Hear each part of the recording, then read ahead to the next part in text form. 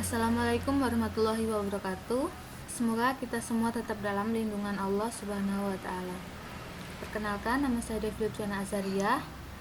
Saya dari Prodi S1 Pendidikan Teknologi Informasi Universitas Negeri Surabaya.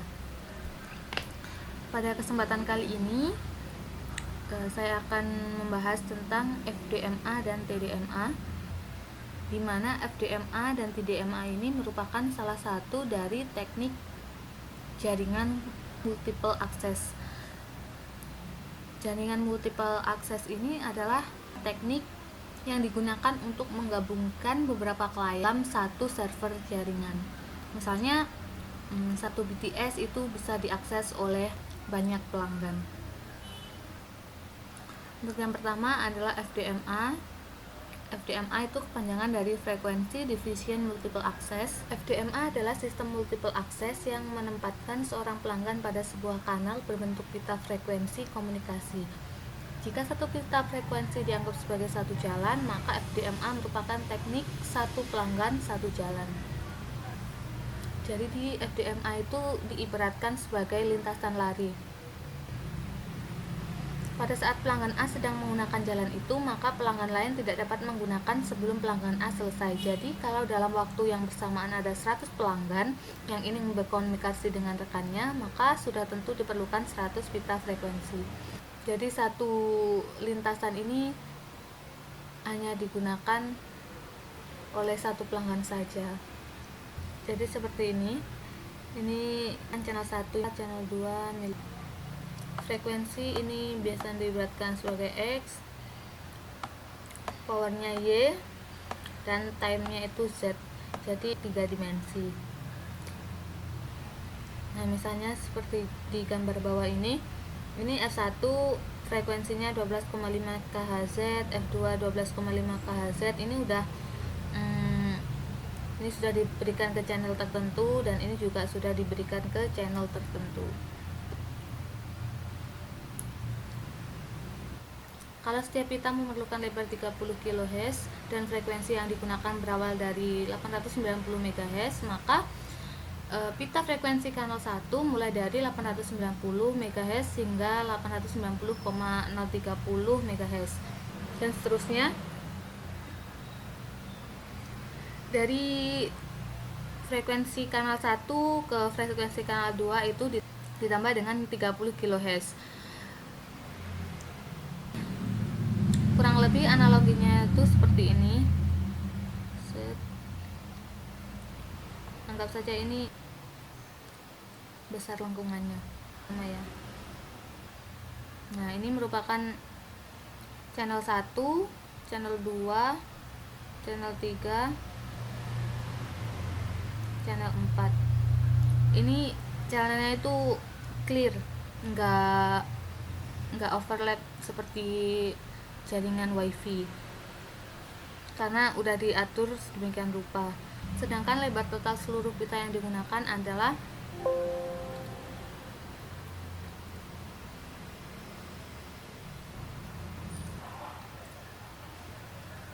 lebar total seluruh pita yang digunakan adalah 100. 100 ini adalah pelanggan, 30.000 Hz. Ini besarnya satu kanal. Lebar total bandwidth yang dibutuhkan adalah 3 MHz. Ini artinya jika frekuensi yang digunakan mempunyai batas bawah 890 MHz, maka batas atasnya adalah 893 MHz. Tapi frekuensi yang tersedia untuk komunikasi bergerak dibatasi oleh peraturan yang ada, karena frekuensi-frekuensi lain pasti digunakan untuk keperluan yang lain pula. Sementara jatah frekuensi yang ada pun harus dibagi antar penyelenggara telepon seluler. Oleh sebab itu, untuk memperbanyak kapasitas dengan jumlah kanal yang terbatas, digunakan trik-trik tertentu sesuai dengan strategi si penyelenggara. FDMA melakukan pembagian spektrum gelombang dalam beberapa kanal frekuensi. Setiap panggilan hubungan akan memperoleh kanal tersendiri. Metode FDMA paling tidak efisien dan umumnya digunakan pada jaringan analog seperti AMPS. FDMA merupakan suatu teknik pengaksesan yang menggunakan frekuensi sebagai media perantaranya. Sistem ini digunakan BTS saat memancar atau mentransmit dengan menggunakan frekuensi downlink, dan pada saat BTS menerima atau receive dengan menggunakan frekuensi uplink. Penggunaan frekuensi downlink dan uplink diatur sedemikian rupa sehingga tidak saling mengganggu frekuensi yang lainnya. Jika frekuensi ini tidak tepat pengaturannya, maka antara satu BTS dengan BTS yang lain frekuensinya akan saling mengganggu, akan berakibat dengan kualitas suara yang kurang baik. Drop call atau komunikasi tiba-tiba putus, sulit melakukan panggilan atau tidak bisa melakukan panggilan sama sekali. Pada saat pentransmisian sinyal, jika di antara BTS terdapat kanal yang sama, maka akan terjadi interferensi yang menyebabkan kerusakan sinyal sampai sulitnya melakukan panggilan. Dengan kata lain, sistem ini dapat terjadi interference dari sesama BTS yang berdekatan. Yang kedua,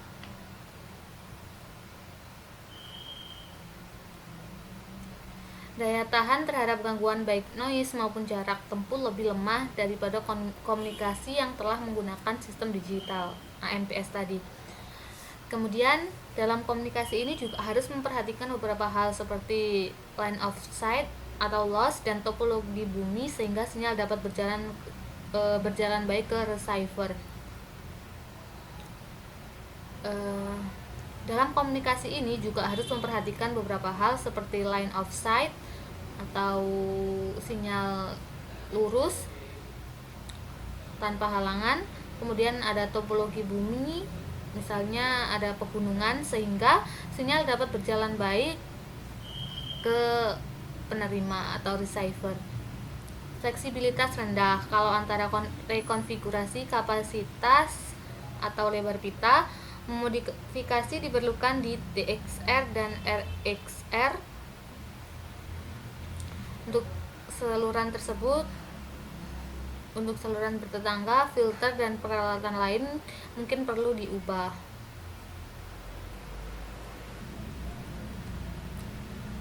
Beberapa kelemahan dari sistem frekuensi multiple access adalah cut. Nah, ini diambil contoh. Nah, di sini diambil contohnya adalah HT.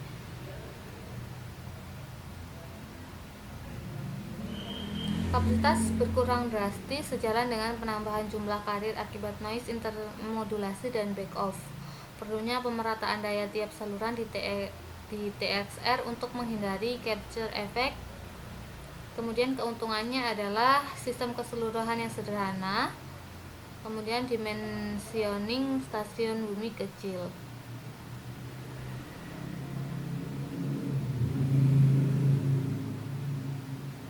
Selanjutnya adalah TDMA atau Time Division Multiple Access. TDMA berbeda dengan FDMA, di mana pada FDMA memberikan satu pita frekuensi untuk dipakai satu pelanggan.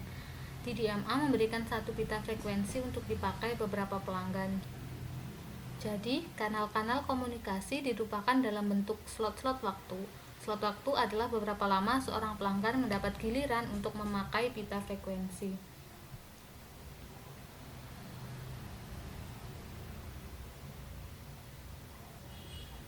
Jadi ini kalau di FDMA kemarin satu kanal ini dipakai untuk satu pelanggan saja. Tapi kalau di TDMA satu kanal ini dibagi menjadi beberapa pelanggan. Ini pelanggan 1, pelanggan 2, pelanggan 3, dan seterusnya. Satu slot waktu digunakan oleh satu pelanggan. Slot waktu ini dibingkai dalam satu periode yang disebut satu frame. Jadi misalnya ada 10 pelanggan yang masing-masing adalah A, B, C, D, E, F, G, H, I, dan J. Ini framenya. Maka dalam satu frame terdapat 10 slot waktu yang merupakan giliran tiap pelanggan untuk menggunakan pita frekuensi yang sama. Proses komunikasi multi-akses dilakukan dengan menjalankan frame ini berulang-ulang sehingga akan muncul urutan giliran pemakaian saluran seperti ini frame 1 A, B, C, D, E, F, G, H, I, J. Ini frame 1, ini frame 2, ini frame 3 dan seterusnya. Tentu saja harus ada pembatasan jumlah pelanggan yang menggunakan satu pita frekuensi ini. Jika nggak dibatasi, periode frame yang akan terlalu panjang akan mengakibatkan timbulnya komunikasi yang terputus-putus sehingga akan mengganggu pembicaraan. Karena sifatnya yang tidak kontinu, maka teknik TDMA hanya dapat mengakomodasi data digital atau modulasi digital, sehingga sinyal-sinyal analog yang akan dikirim harus diubah menjadi format digital dahulu. TDMA adalah teknologi transmisi digital yang mengalokasikan slot waktu yang unik untuk setiap pelanggan pada masing-masing saluran, dan menjadi salah satu metode utama yang digunakan oleh jaringan digital telepon seluler untuk menghubungkan panggilan telepon. Sinyal digital dari jaringan digital dihubungkan ke pengguna tertentu untuk berhubungan dengan sebuah kanal frekuensi digital tersendiri tanpa memutuskan dan mengalokasikan waktu. Saat ini, secara garis besar terdapat dua pesaingan model sistem yang membagi pasar telepon seluler itu sendiri, yaitu TDMA dan CDMA. TDMA ini GSM masuk di TDMA, dan TDMA menjadi teknologi pilihan karena diadopsi oleh Eropa sebagai standar pada Global System for Mobile Communication dan Jepang dengan Japan's Digital Cellular. Namun pada generasi ketiga jaringan nirkabel, CDMA akan menjadi pilihan dibandingkan dengan TDMA. Semenjak adanya 4G, sekarang itu udah nggak ada lagi pembedaan antara CDMA dan GSM. Kelebihan TDMA dibanding teknologi telepon seluler lain. Yang pertama, TDMA didesain untuk digunakan di setiap lingkungan dan di setiap situasi, dari penggunaan tanpa kabel di daerah bisnis ke pengguna yang sering berpergian ke kecepatan tinggi di jalan bebas hambatan atau di tol. Jadi kelebihan TDMA yang pertama itu bisa dengan menggunakan kabel maupun nirkabel. Dapat dengan mudah disesuaikan dengan transmisi data serta komunikasi suara. TDMA menawarkan kemampuan untuk membawa kecepatan data dari 64 kbps sampai 120 mbps, yang memungkinkan operator untuk menawarkan komunikasi pribadi seperti fax, voice dan data, dan layanan pesan singkat, serta aplikasi yang membutuhkan pita lebar serta intensif seperti multimedia dan video conference. Jadi dengan adanya CDMA ini, layanan itu bisa bersifat private. Tidak seperti teknik split spectrum yang dapat mengalami gangguan di antara para pengguna yang semuanya berada pada pita frekuensi yang sama dan berhubungan pada saat yang sama. Teknologi TDMA memisahkan pengguna dalam waktu agar tidak mengalami gangguan dari hubungan simultan lainnya.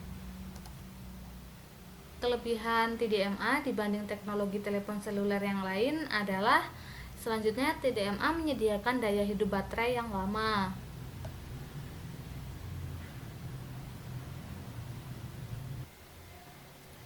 TDMA menjalankan pengisian penyimpanan di stasiun dasar peralatan, ruang dan pemeliharaan merupakan faktor penting